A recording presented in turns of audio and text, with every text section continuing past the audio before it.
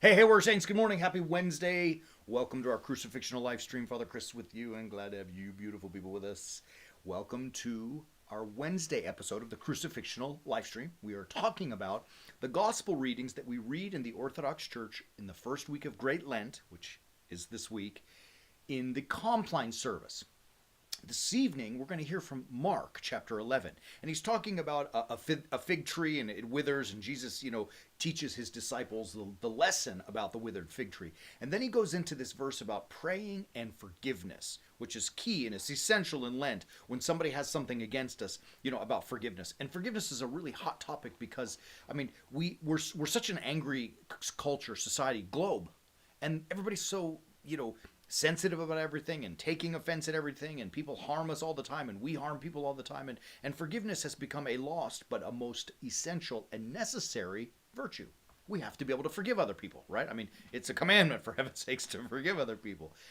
Jesus in the Gospel of Mark says the following, chapter 11 verse 25, and whenever you stand praying, forgive if you have anything against anyone, so that your Father also who is in heaven may forgive you your trespasses. And it's really funny. I love when I read this verse in Mark, because people often say, Christians especially, God's love is unconditional. And I think it is unconditional, but his forgiveness isn't. Let me say that again.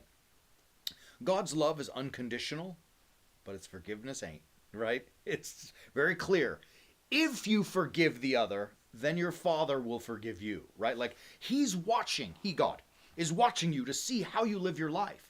And it's like impossible for us to ask him to forgive us if we're not first willing to do that. It's just a simple maxim, right? Like, don't ask others to do what you're not willing to do yourself, right? It's just a simple thing. And so he's telling you, God wants to give you his forgiveness. The story of the prodigal son, it's just calling out, I love you, I forgive you, just come back, right? But he wants to see if you're going to do likewise. He wants to really to test us and see if we will be forgiving people. And so when we stand praying, as Jesus says in Mark, let it all go. Forgive the other person. If you get lost, and I'm gonna accuse you of something that I have done, and I readily confess and witness it to it.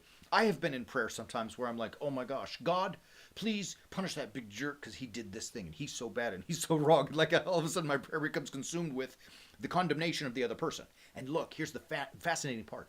I may be right. Maybe that other person is a jerk. Maybe that other person did do all the bad things and I did nothing and just had to take the abuse from him or her. But God doesn't care. He's telling you in that moment of prayer, release that, let that go, and forgive them, right? And if you do that, here's the conditional statement, he will forgive you. And I think there's a lot in that verse. So much packed into that verse. It's, first of all, when someone assaults or offends us and, unjustly, it should be for us a call, a realization that we have done that to God. That guy is to us what we are to God. And so, you want me to forgive you, says God? Fine, I would gladly do so, but I want to see you do it first, right? Like, this is the message that verse 25 is telling us. That we are to God what that jerk is to us. Do you understand it? And so, grant that forgiveness. It does a lot of things when you forgive. First, it takes the burden off of your chest. Why do you want to carry that stuff around anyways? We're all human beings. We all know other people are going to sin against us and we're going to sin against others. Do you want to carry it? Do you want to hold it? Do you want to live the rest of your life with these affrontations? There will be another one. And when you get through that, there will be another and yet another. It's just, let it go. Set the burden down. I said to someone yesterday in a metaphor that like you're lost in the woods and you're trying to get to the edge of the woods. And as you're going through it, you carry this big boulder that weighs 100 pounds. Like, that's a struggle.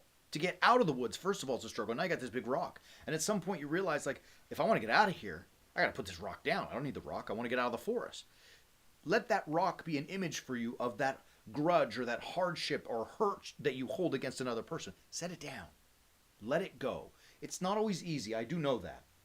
But set it down and you will find yourself at the edge of the forest, able to forgive. And likewise, positioning yourself to receive God's gracious love, mercy, and forgiveness of yourself as well.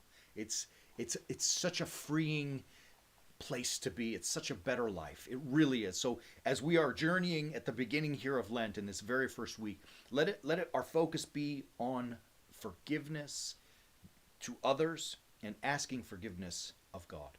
Great to see you, beautiful people, this week. Don't forget, join us at warriorsaints.org. We got a lot going on there. It's growing. Love you, beautiful people. We will see you tomorrow. And until then, as always, keep walking on the way of the warrior saint.